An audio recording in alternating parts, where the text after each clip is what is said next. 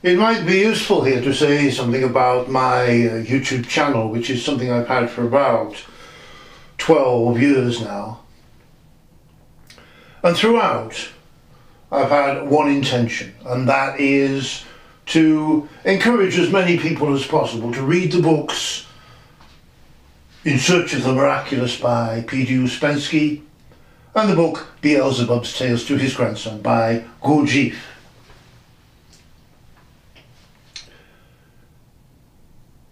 My means of doing so is to compare these two books, and anyone can do so. This is not specific to me. Both these books were published in 1950, so it's perfectly possible for anyone to walk off the street into a bookshop, buy these books, read these books, and to know from In Search of the Miraculous what Ouspensky was teaching, and to know from Beelzebub's Tales to His Grandson what Gurdjieff was teaching. You just have to read these books. And what I'm doing is comparing these two books, basically the content of these two books, and I have found that there are two completely different teachings ascribed to Gurdjieff, and I am exploring this fact and explaining this fact as I make discoveries of my own. Now, it is perfectly possible, of course, for me to go beyond this. This is a fairly elementary level, it's a beginner's level, because you can just buy these books and read them. There is nothing esoteric, nothing hidden in this. And if I go beyond this, then it is for the purposes of research, my research. And if you follow me in this, then you do so at your peril, as it were. We remember that Ouspensky said that everything that he was teaching, this was the rule for his pupils, had to be verified by the pupil for themselves. The onus was thrown upon the pupil to make sense of what was happening and what was explained. And I am part of this tradition, and this is what you must do. Now, my reason for saying this is because it is not possible, in my opinion, to be a teacher in what you might regard as a fourth way teaching. It is not possible to be a teacher in an esoteric situation. It is not possible to be a teacher, full stop, in terms of Gurdjieff's teaching or in terms of Ouspensky's teaching, in terms of social media, on the internet. It's not possible. Because you have to know the person. If I'm going to teach someone, I have to know that person, I have to see that person, I have to experience that person, and then I will know what they need to do.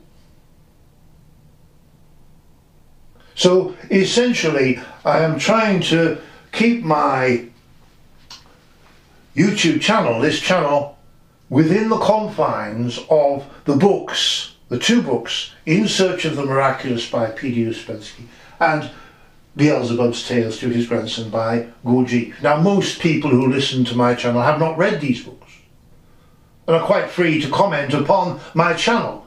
And if I take no notice of those comments, then you will perhaps forgive me.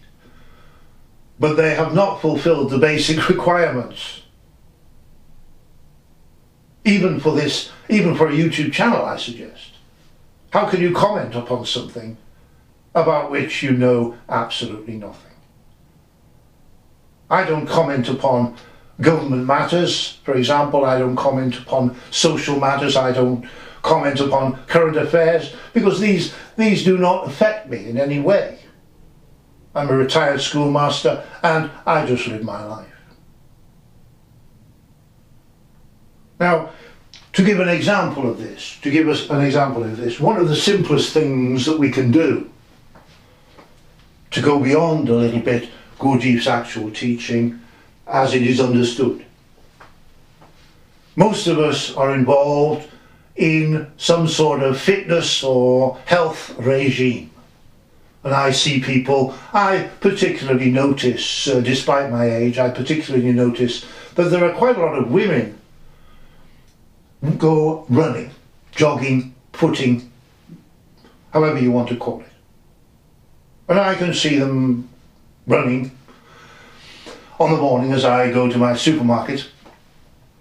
And it's a tragic situation. There's a sadness in me when I see them. The sadness always comes from this, it's a waste, there's a sense of a waste, because what they're doing is marvellous. They are producing all sorts of energies inside themselves, or from themselves, or for themselves, in the sense that Gurdjieff or even Ouspensky might applaud.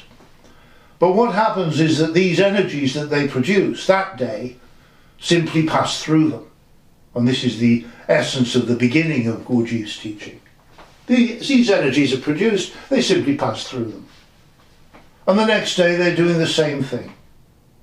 And no one seems to think, why are you doing the same thing day after day after day in order to maintain your health or to keep fit or even get fitter in their imagination? And for each of these I can see, as I watch them sometimes and think about this, I can see that if they only did one thing differently, then they would gradually accumulate that energy, little bit by bit, little bit by bit, to transform themselves in terms of the fitness and in terms of the energies that they need over a period of time. Why don't they do this? It's as if you can cast a net for fishermen, and you cast a net and you capture all this energy that you produce each day and can make use of it and can save it and store it even in batteries, in accumulators in yourself. And all they have to do is perhaps choose a book, a friendly book, perhaps from the classics, English literature, the Victorian classics, something like that. And read that book, but read it in a specific way. Read it aloud, first of all. And allow a time lapse, count a time, say 7 seconds, or decide for yourself in the initial stages of this. I'm not prescribing a task here, because as I'm going to say, for the reasons I'm going to say, but just say 7 seconds or 8 seconds. So read the book aloud, first sentence aloud, pause for 7 seconds. Read the second sentence aloud, pause for 7 seconds. Read the third sentence aloud, pause for 7 seconds, and so on. Just read a section of this book. And what happens is that data from the book, because it's a counting exercise, bypasses all the barriers, all the limits that we impose, all the expectations that we have in terms of perception, goes in at a much more deeper level, a much more profound level. So there's something there, something inside, some sort of net for the fisherman to catch his fish. And if they then went running, then the energies that they produce, the extraordinary amount of energies that they produce, would actually be taken in by them, would be to a certain extent retained by them, and would still be there the next day, and will gradually accumulate in them. Now, it's not a complex task, but this, I'm tempted to say here, this is exactly what happened in the past when people went to church, for example. Although the readings were not classics or Victorian literature, it doesn't actually matter too much what you read. But because when people went to church and things were read aloud and they listened to things aloud and there was a pause and it changed everything, because there was something that went inside. And so in their activities, this served as a net that scooped up the energies that they produced from those activities, and therefore they had the possibility of retaining these energies. Now, what I'm talking about here is that when people speak to me about the possibility of having a group or teaching or talking online in this social media setting on the internet, I reject it, because I don't know those people, so I can't tell them which book to read. Only if I see someone, only if I look at someone can I see they've got to read that book and they've got to read it at that, with that counting exercise, a certain time. So I've generalised this in the beginning by saying, read In Search of the Miraculous aloud. First sentence aloud. Pause for 12 seconds. Read the second sentence aloud. Pause for 12 seconds. Read the third sentence aloud and pause for 12 seconds. And then something gets inside you. And as a result, all your activities are, in a sense, the energies from all your activities, in a sense, are scooped up by that process. And you start to retain a little bit of energy each day from your activities. So, first of all, I'm not going to teach anyone on the internet. You are looking after yourself. Verify it for yourself. Read these books. And secondly, the first task is to read In Search of the Miraculous in this way. And I've given indications also how to read Beelzebub's Tales to His Grandson. But if you don't do it, there's nothing I can do. Even on even with all the marvels of modern technology, even on the internet, I can't do anything to help you. For the first step on the stairway, which is what Gurdjieff was actually teaching to Ouspensky, and for which we have some sort of record in Ouspensky's memoir, the book In Search of the Miraculous, his memoir of those 3 years he spent as a pupil of Gurdjieff, 3 years out of those 6 years from 1915 to 1921. We know that we must place data and experience in ourselves at a much more profound level. This comes from the New Legomanism, our study of the 3 precepts in the New Legomanism, which rearranged form the 3 steps on the stairway. And the first step on the stairway is that we must place in ourselves, or have placed in us, data and experience at a more profound level. This is that it will come into confrontation with our actual perception and experience, which is step 2. Produced by step 2. So step 1, let's concentrate on that first. We need data and experience at a more profound level. Now Gurdjieff was clearly giving this to Ouspensky because Ouspensky was amazed at how quickly Gurdjieff could impart so much profound information to him in such a short time.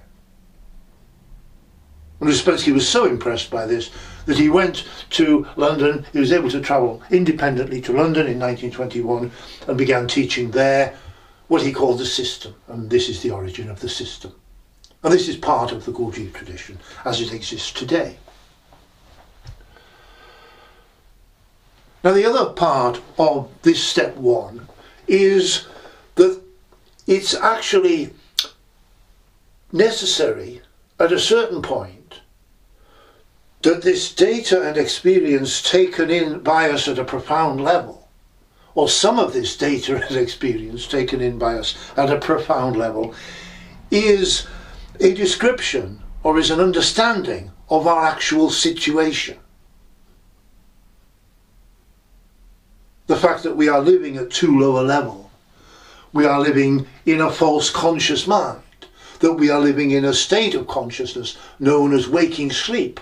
Gurdjieff originally called this to Ouspensky sleep, but quickly changed this to waking sleep when he realized it wasn't really credible. This is one of the statements that Gurdjieff made that is not very exact. So there are 2 sides to this first step on the stairway. First, the data and experience, and indeed it can be any data and experience, must go into us at a more profound level. But equally we must also have at this profound level, or start to develop at this profound level, data and experience, exploring, explaining, creating an understanding of our actual situation, that we are at too low a level, and in fact any efforts on our part to change this situation do not work and only make our situation worse. And the question that arises, of course, is, well, what can we do? Therefore, of course, everyone, Gurdjieff says in Search of the Miraculous, everyone asks, well, what can we do? And the only answer that we can give at this first step on the stairway is that we must take in data and experience at a more profound level, and that the data and experience we take in at a profound level must include an exhaustive understanding, appreciation of our situation, the fact that we are at too low a level, that we are in a state of consciousness known as waking sleep, that we are in a false self, and that any efforts to change this don't work and only make it worse. So if we look at the book In Search of the Miraculous, we can see that this is exactly what Gurdjieff was doing with Ouspensky. He was placing data and experience in him at a much more profound level, and he was exploring and explaining our total situation, emphasizing the fact that there's nothing we can do. Any attempt to change ourselves in any way does not work and only makes our situation worse. Now, Ouspensky's description in the system in terms of what he was teaching in London from 1921 to 1941, that we are not conscious and can become conscious by means of efforts on our part, is totally incorrect. It's totally opposite to what Gurdjieff was teaching. And I've suggested earlier that the reason Ouspensky believed this was that he felt he understood Gurdjieff at too early a stage. The whole system of teaching was disrupted by the events happening in the First World War, of course, and then, of course, the Russian Revolution. Ouspensky felt he'd understood Gurdjieff, and when he had the chance to go to London, independently, thanks to having his book Tertium Organum, he went and began teaching the system. And the system is completely opposite to what Gurdjieff was actually teaching, because the system is saying, as Ouspensky is recorded to have told his pupils, the central feature of my teaching is that we are not conscious, but can become conscious by means of efforts on our part. And this is completely false.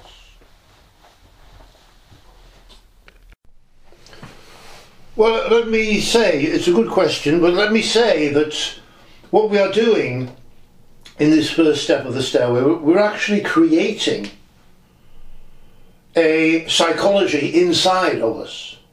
We're creating something inside of us, something that exists. And if we take ordinary psychology, by this I don't mean the psychology of the ordinary man, I mean what we ordinarily take as psychology, then there is a missing element that is the vital element, the vital understanding of psychology. And that is, psychology is not fixed, it is not electronic, it is not like a computer, not like a machine. It is a growing, living entity. And therefore, we are starting to grow, in a sense, this is our experience of it in the course of a long period of time. We are starting to grow another aspect of our own psychology, or other aspects of our own psychology. And this is not taken into account in ordinary psychology, that it is alive, it grows. In a sense, it perhaps has to be born and nourished. But it is something that gets bigger and enlarges and can, as Gurdjieff says of our true conscious mind, can come to predominate in us. We'll see this in a moment. Now, the mechanism, the means by which our psychology grows is by means of efforts on our part. This is a contradiction, I know, but wherever I've talked about rational sequences, they always seem to involve contradictory ideas, and this is not a problem because the rational sequence is building up the background to the next level of understanding. And we have to discard a little bit, in certain areas, logic. Because in logic, if there is a contradiction, you've done something wrong. But when I'm speaking about rational sequences, and we can go back to all I've said on this, there are quite often contradictions in the sequence of ideas or sequence of concepts that are building up, which then allow us to move to the next level with this rational sequence as a background. Now, our psychology develops by means of efforts on our part, but it is not the efforts on our part that will make us conscious. The efforts that develop our psychology are quite different from the efforts that, for example, Ouspensky was speaking about. This is an area of contradiction. It's not really an area of contradiction, it's an area of contradictions until you understand at the next level what we're talking about. Because the efforts that Ouspensky is talking about, I suggest, are efforts that are coming from our ordinary conscious mind, in inverted commas. That is, we have two conscious minds, Gurdjieff writes. We are living in the wrong one at a lower level. And all our efforts come from this false conscious mind. Now, these efforts cannot change anything. We can't do anything. They don't work.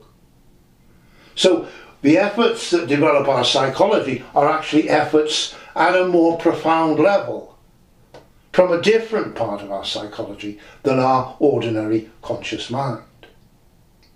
That's why we are talking about placing data in ourselves at a more profound level. And then at this more profound level, something starts to grow in us, something starts to develop in us, something starts to exist in us that wasn't there before, because we were empty inside. The second precept in the New Legomanism. So, there you go. I hope that answers your question. Well, yeah, okay. Well, all I'm saying is that one of the central features of my life for the last 5 decades, I'm nearly 70 now. So one of the central features of my life has been Gurdjieff's teaching, Ouspensky's teaching, and everything that I have understood from that and added to that, and or taken away from that, or whatever you want to talk about. But that's it. It's not our job to change the world. It's not our job to change the world. Our job is to maintain the world and to adapt to all the varying circumstances so that we do maintain the earth and the world that we know. That's our job.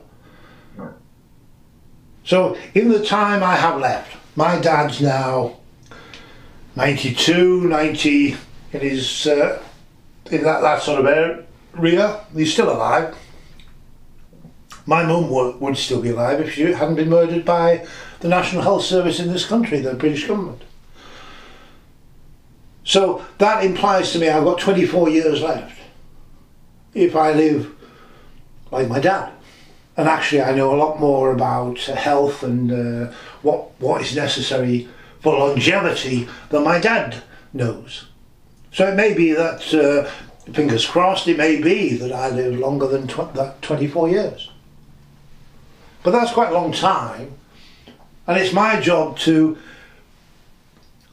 preserve, in a sense, it's my job to continue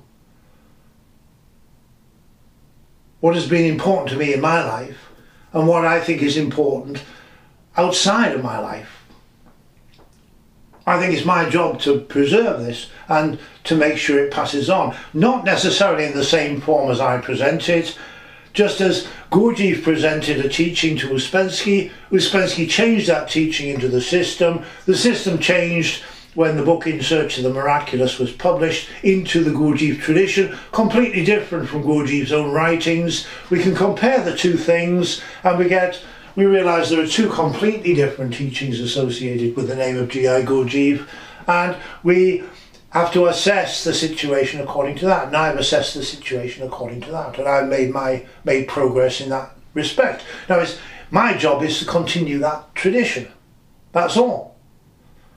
And it may be that if I live to be as old as my dad, I have another 24 years, maybe more, maybe less. We don't know what the circumstances in the future are going to be like. But it is my job to continue what I have understood and developed from the comparison between these two books, which were actually published in 1950, which changes everything, as I say. This is the Gurdjieff tradition. And the fact that they are two completely different teachings means that it's up to me to sort of analyse this situation and develop a new teaching, another teaching out of this situation, which I've done.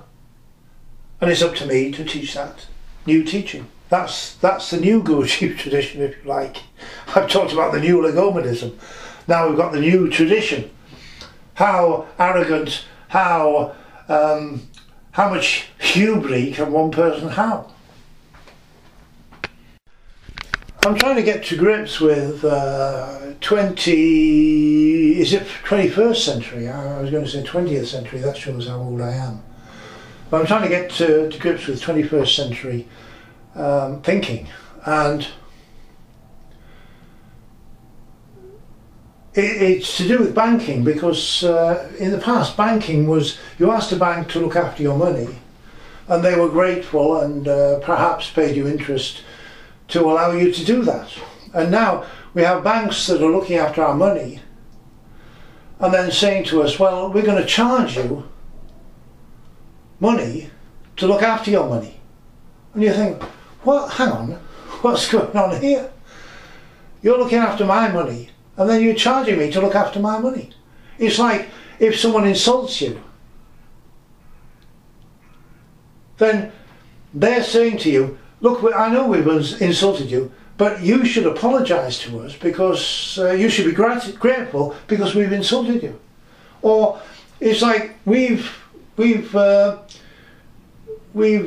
insulted you in the sense, you know, racially. I mean, this is woke, essentially.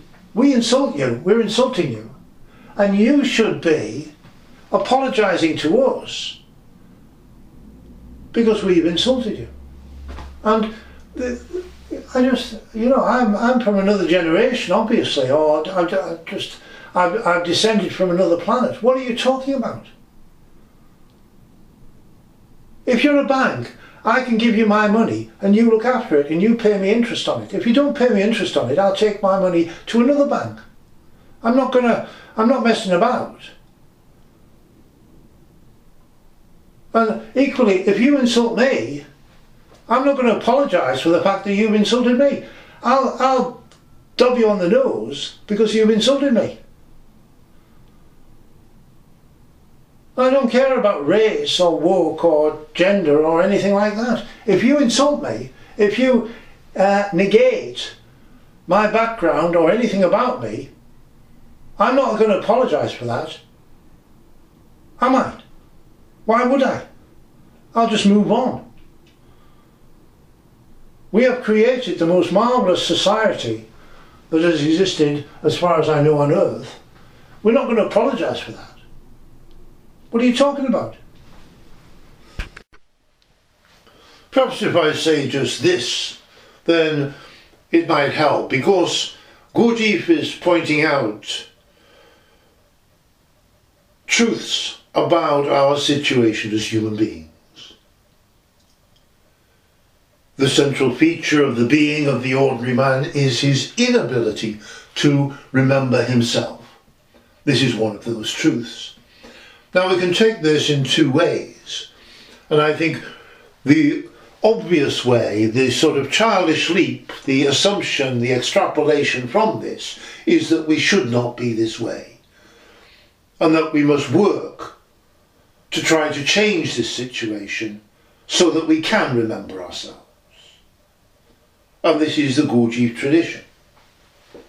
But in fact, when we examine what Gurdjieff actually wrote in his own book, in his own writings, Beelzebub's Tales to His Grandson, we can start to see that what Gurdjieff was actually teaching is this very fact, that the central feature of the being of the ordinary man is his inability to remember himself. we are unable to remember ourselves. This is one aspect of the reality of the situation that we are in. It is not told to us with the purpose of us leaping forward to change the situation or to try to change the situation. It is there as a truth that we must take in at a much more profound level in ourselves. And this very fact of taking this truth in at a very profound level means that a process of change, a transformation, begins in us. Because the data, this piece of information, amongst many other pieces of information that Gurdjieff was transmitting to us, is passed not only, in a sense, to our ordinary, false, fictitious and unreal conscious mind existing at a lower level in a state of consciousness known as waking sleep, a state from which we can do nothing and can change nothing, but instead is passed to our true conscious mind. And our true conscious mind, therefore, has some data with which it can start to make sense of our situation. And this is the conscious mind existing at a higher level in us, and in a state of consciousness known as consciousness of self. This is the conscious mind in us that can actually change us. And so, by means of taking in this data, and this is one example out of many pieces of data, by taking in this data at a more profound level, then the change in us takes place, as Gurdjieff writes, of itself, by itself, automatically, mechanically. And this is the transformation that Gurdjieff wrote about. So there is a complete difference between the Gurdjieff tradition saying, as one example, the central feature of the being of the ordinary man is his inability to remember himself, and saying it shouldn't be this way, and struggling and trying to change this. Instead, Gurdjieff is saying the central feature of the being of the ordinary man is his inability to remember himself. Let's examine this truth from as many different aspects as we can in terms of our own experience, thereby placing it in ourselves as a truth at a much more profound level, from which change will take place of itself, by itself, automatically and mechanically. These are two different teachings. And this is what I suggest Gurdjieff was writing about, and I think we have a massive advantage now, certainly since 1950, when the book In Search of the Miraculous was published, and when the book Beelzebub's Tales to His Grandson was published, because we have all this data, we have these truths, and we have the possibility of comparing these teachings and understanding these teachings at this profound level, and of going on to work on ourselves, that is, not to change ourselves in any deliberate way or intentional way, but instead to place these truths that Gurdjieff indicates to us in ourselves at a much more profound level, from which change of itself, by itself, automatically, mechanically will take place in us. And in the course of time we will be transformed. So I hope you can start to see the difference between the two teachings. One is a leap, an assumption, an extrapolation from what Gurdjieff said, to the idea that we can change ourselves and it shouldn't be this way. Instead, we are placing these truths in ourselves at a much more profound level. The work is to place this data in ourselves at this profound level, not to change ourselves in any way. And these are therefore, as I say, two completely different teachings. And so if we examine how does the change take place in us, how is this transformation achieved, then we are looking at the energetic situation that exists in us. This is the next level of understanding, that we lack the normal energetic background to our lives. Because we don't have any inner life, we lack the normal energetic background to our lives, and so our true conscious mind existing in us, remaining in us, in an isolated state, Gurdjieff writes, lacks any energy for its manifestation, for its activity, and certainly for its development. So that what we see happening is that by placing this data in ourselves, and I've established this from the new Legomanism, the various steps on the stairway, as Gurdjieff described this transformation to Ouspensky, as we place data at a more profound level in ourselves, there begins a process, a long-term process, of the re-establishment of this normal energetic background to our lives. We can start to develop in ourselves some sort of genuine inner life. And this gradually builds up, this energetic background, so increasingly our true conscious mind has energies available as fuel for its manifestation, for its activity, so that it can effect this change because it has the energies, the higher hydrogens in Ouspensky's system, as fuel for its manifestation and activity. Now we can't do very much about this because we don't know anything about this. These are energies that are not registered on the spectrum. They're not part of science as we understand it. What is remarkable about Ouspensky's book In Search of the Miraculous is that he has recorded how Gurdjieff has defined these intangible and unknown energies in a very specific and definite way that is unique in the tables of hydrogens and in the food diagrams, the two food diagrams, one indicating the start of the transformation that Gurdjieff writes about, the other indicating towards the end of this transformation that Gurdjieff speaks about. And we see the difference in complexity in these two situations. And we see the difference thereby between the ordinary man, the energetic makeup of the ordinary man, and the energetic makeup that should exist, a normal energetic background to a relatively normal life at the end of the transformation in the second food diagram.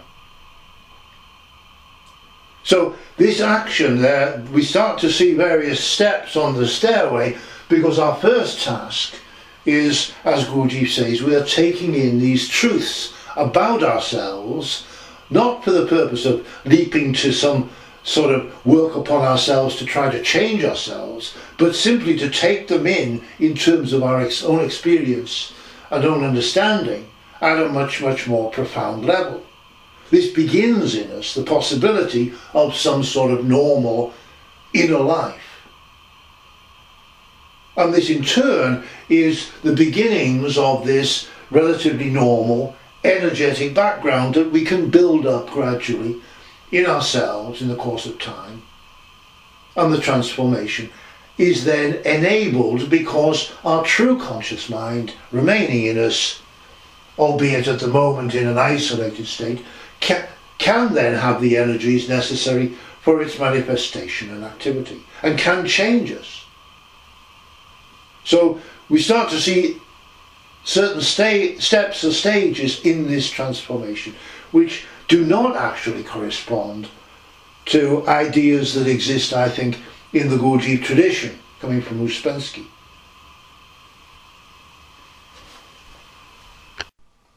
When we examine, therefore, the difference between these two teachings, the Gurdjieff tradition coming from Ouspensky and Gurdjieff's own writings, Gurdjieff's own teaching as expressed in his book Beelzebub's Tales to His Grandson, we can see the difference between these two things. It's the nature of work upon oneself. What is work upon oneself? Is work upon oneself a process of trying to change ourselves? Does it involve self-change that we effect? And I don't think it does, and this is the difference between the two teachings, because what Gurdjieff was very specific about, even when he spoke to Ouspensky, was that we must not try to change ourselves. Work upon oneself is not for self-change, it is for self-study. The work upon oneself is not to change our situation, but is to understand our situation and place the data about our situation into ourselves at an increasingly profound level, thus beginning a process in us, some sort of inner life. We have nothing inside. This comes from the new legomenism. We don't realise we have nothing inside, so this is a very strange idea at first. But this is Gurdjieff's teaching. So if we summarise up the difference between the two teachings, Gurdjieff's tradition is emphasising the need to change. We have something wrong with us, we've got to change this situation. Whereas Gurdjieff's actual teaching is saying there is something wrong with us, in a sense, in inverted commas, wrong in inverted commas. This is our situation. These are statements, very exact statements about our situation. Our task is not to change these, but to come to understand that this is our situation, this is it, this is what we are, at an increasingly profound level, by the increasing complexity of our understanding of our own lives, our own experience in these contexts. And one of the contexts, of course, is three centres. There's a physical, there's an emotional, there's an intellectual aspect. Another, we can't remember ourselves. The central feature of the being of the ordinary man is his inability to remember himself. And our task is not to leap by assumptions and extrapolations to the idea that, well, we should remember ourselves and we're going to change so that we can remember ourselves. This is not what Gurdjieff says. We have this inability to remember ourselves. We can understand this and interpret this and explore this truth, absolute truth, from as many different aspects as possible, so that we take it in at a much more profound level. And that is what Gurdjieff was teaching.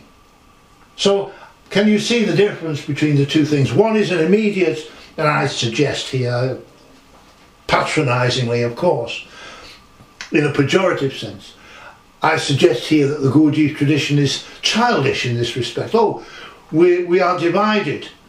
We shouldn't be divided. We're going to work to create unity in ourselves. This is not what Gurdjieff was teaching. Gurdjieff was teaching, we're divided. This is absolutely true. Therefore, let's examine this truth in our experience in as many different aspects, in as many different ways as is possible, so that it goes into us at a very profound level, and this in itself will allow change to take place, independently of us as we are, because we are in a false conscious mind at a lower level, in a state of consciousness known as waking sleep, and we can't do anything. So perhaps you begin to see the difference, the complete difference between these two completely different teachings. It is very difficult, I agree, not to look at the situation in the world at large and people in general and to think, well, how can we improve this? How can we change this? How can we make the world better? And as I've said earlier, I don't think it's our job to make the world better. We can aspire to this, but that's not actually what we're doing. Our task is to maintain the world. And in a sense to fill in the gaps, any gaps that there might be, any deficiencies that there might be in terms of energies and activities. It's not our job to change the world, it's our job to maintain the world. And that becomes clear, dare I say it, as you get older and wiser, of course, as I have done. But it's difficult to look at the world and not think, how can we improve it? Now, I think Gurdjieff's teaching is very interesting in this respect, because one of the things, in terms of individuals, I think we assess the world as if the problem that we've got is somehow connected with individuals and their egoistic activities. So we have dictators and people like that, and we see these in the modern world. I'm not just talking about here in the British Parliament, in other parliaments as well. And we associate this in some way with egoism. They're vaunting themselves, they're imposing themselves, and actually they don't really know any more than us. But Gurdjieff, not to go into this in great detail here, I'm just answering your question, or we're just in this conversation as it were, but Gurdjieff says that this is not the problem. And this is why this book, Beelzebub's Tales to His Grandson, is unique and very interesting. Gurdjieff is saying this is not the problem. In the past this has been taken as the problem. We have great messengers from above teaching us about what Gurdjieff writes of as the crystallized consequences of the organ kundabapa, which we take as some sort of egoism or egotistic imposition.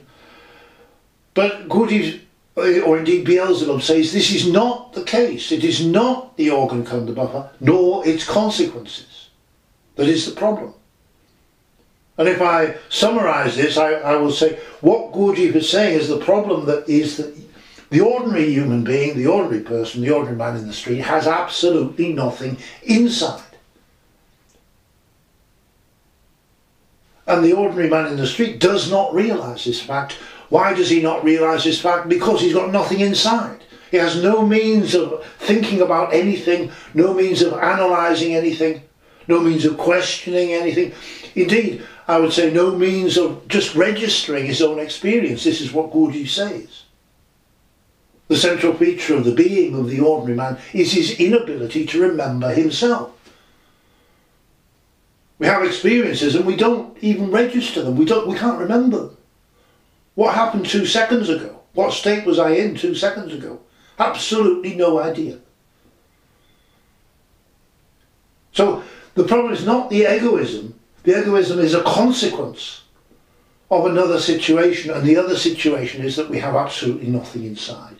So we can be optimistic and start to think, well, this teaching is starting to remedy that, because we are placing data and experience in ourselves at a much more profound level, and indeed as much data and as much experience in ourselves at this profound level, because as I've said before, we have a situation that we can see in terms of the past, things that have not worked in the past. The great messengers from above came and told us what to do, and it hasn't worked because we're in the situation we're in now, worldwide.